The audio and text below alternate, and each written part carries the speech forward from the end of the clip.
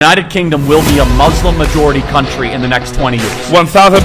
London already is. While Christians are aborting their babies, killing their babies, making their kids gay and homosexual, getting the rest of the young people who happen to escape abortion, they trans themselves and cut and butcher their body parts. Islam is spreading like a virus. Have you been to London's town recently? Now, the most common baby name in London is Muhammad. what? Most common baby name in Dublin is what? Muhammad. The most common baby name in Copenhagen is Muhammad. It is a religion of conquest, and it is not a conspiracy theory. It is a stated doctrine of the Hadith. Literally. To take over new lands. We need to stop this lie that Islam that took over Egypt, took over Israel, and Israel took the nation back, that took over Syria, that took over Syria, that took over Algeria, took over Jordan, that took over Saudi Arabia, that took over Iran, that took over Afghanistan. And now all of Europe, and Indonesia, and most of Africa. And Malaysia. It is a religion of In 2025, the United Kingdom looks the same on the surface.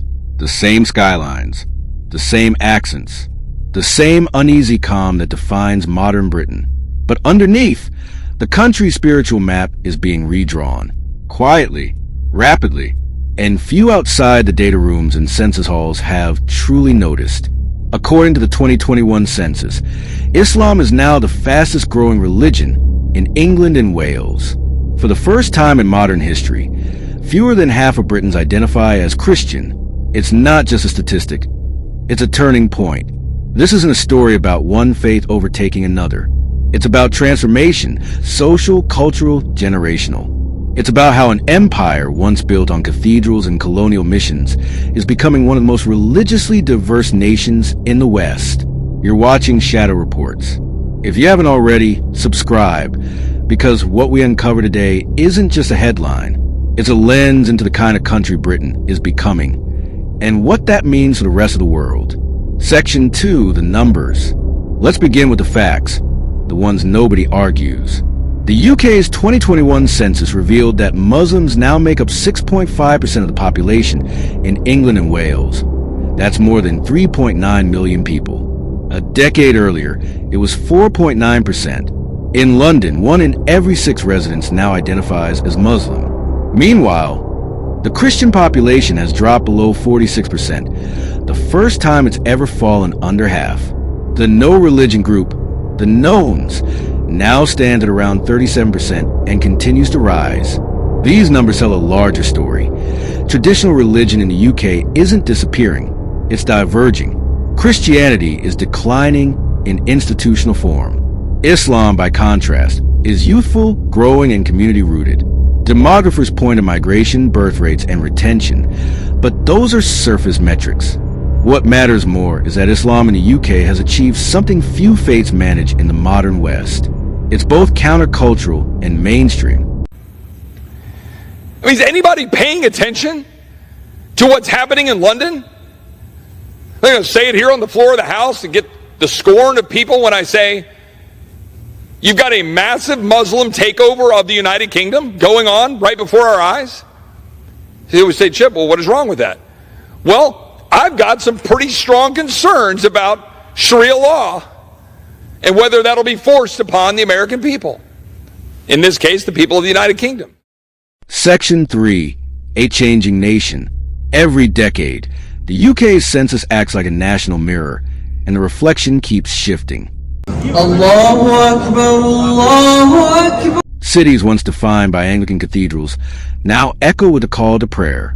Birmingham's Muslim population is over 30%. Bradford, Luton, and Blackburn all have become hubs of Muslim life, education, and entrepreneurship. This isn't a monolith.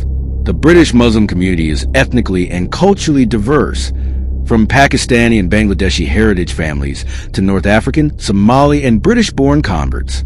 Economically, it spans everything from working-class urban families to a rising middle class of professionals, doctors, and entrepreneurs. Culturally, it's producing a new hybrid identity, confident, digitally connected, and deeply British. But the pace of change is what makes this moment historic. Sociologists once predicted this transformation by 2040. It arrived 15 years early. Section 4, Youth and Identity. My name's Abdul Shakur. I'm British. I've been Muslim for a week. Alhamdulillah. My name's Abdul Rahim. I've been Muslim for 3 years. Alhamdulillah. Hello, my name's James. I'm British and I'm Muslim for 6 months. Alhamdulillah. My name's Abdullah. I've been Muslim for 10 years and I'm British. Alhamdulillah. I bear witness that there is no God, there is no God worthy of worship, except Allah, and that Muhammad is his final and last messenger. Welcome to Islam, my brother. The future of any religion is its youth, and this is where Islam's growth becomes clear. Nearly half of all British Muslims are under 25. Compare that to the Christian population, where the median age is over 50. This isn't just about fertility rates. It's about identity formation. For many young Muslims, religion isn't just inherited, it's chosen. It's a framework for belonging in a world where identity is fragmented. Social media amplifies this. Online preachers, digital scholars, modest fashion influencers, and podcasts give young Muslims a space to define faith on their terms. And unlike some declining faith groups, Islam's message resonates with community. Friday prayers, Ramadan gatherings, Eid festivals. They are not private rituals. They are social anchors. Meanwhile, many young non-religious Britons still seek moral frameworks, rituals, and purpose. They just find them outside religion. The contrast is striking. Where secular youth drift toward individualism, Muslim youth are building networks of solidarity. Section 5. Faith in public life. This growth isn't happening in a vacuum. It's reshaping Britain's public life, from politics to schools to media representation. In Parliament, the number of Muslim MPs has more than doubled in the last decade. From local councils to the House of Lords, Muslim representation is now visible and assertive. In education, Islamic schools have become part of the mainstream landscape. And in entertainment, Muslim artists, writers, and actors are telling stories that go beyond the usual tropes. Apparently the UK Parliament has the highest number of Islamic MPs or Islamic parliamentarians, Muslim parliamentarians, of all of the parliaments across Europe. But representation also brings scrutiny. The media narrative around British Islam often swings between celebration and suspicion. 1 week, headlines praise integration. The next, they warn of parallel societies. Behind the rhetoric lies a more complex truth. Islam in Britain isn't an outsider story anymore. It's part of the nation's social DNA, visible in food, music, fashion, even football. Section 6, Integration and Misconceptions. Still, every wave of demographic change meets resistance, and this one is no exception. Public debates on immigration, extremism, and cultural identity continue to frame Islam as a question mark. Yet data from the ONS and Pew Research show that British Muslims overwhelmingly identify with the UK. Most consider themselves proud citizens. The myth of a cultural takeover doesn't hold under scrutiny. In reality, Muslim growth coincides with Christian decline and secular expansion, not replacement. The story isn't one faith conquering another.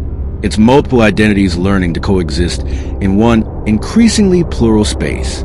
And like every plural society, Britain faces a challenge of balance. How do you maintain national cohesion when belief systems diverge? How do you define Britishness when it's no longer anchored to a single faith? Those are questions that the census can't answer, but society must. Section 7. What it means for the future. So what does it mean? Demographers at Pew predict that by 2050, Muslims could make up close to 10% of the UK population. That doesn't make Britain a Muslim nation. It makes it a post-Christian one, where identity is negotiated, not inherited. This transition is part of a broader Western pattern. France, Germany, and the Netherlands show similar demographic arcs. The story is less about religion itself and more about modernity, the ways people search for meaning in an age of choice, migration, and digital life. In Britain's case, Islam has adapted well to that search. It offers certainty and uncertainty, structure and chaos, a collective rhythm in an individualistic culture. That doesn't mean Islam will dominate, but it will endure and perhaps even redefine what faith means in a secular democracy.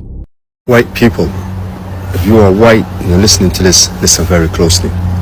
Lately, I've been seeing many of you complaining about Islam and immigration and stuff like that. And I'm going to separate the white people in two categories.